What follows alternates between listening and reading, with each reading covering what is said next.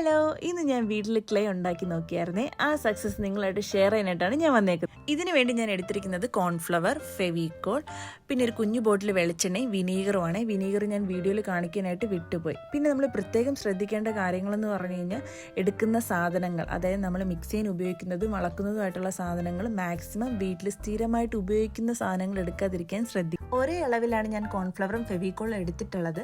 അതിലേക്ക് 2 table spoon വെളിച്ചെണ്ണയും വിനീഗറും use ചെയ്ത് നന്നായിട്ട് മിക്സ് ചെയ്യുക.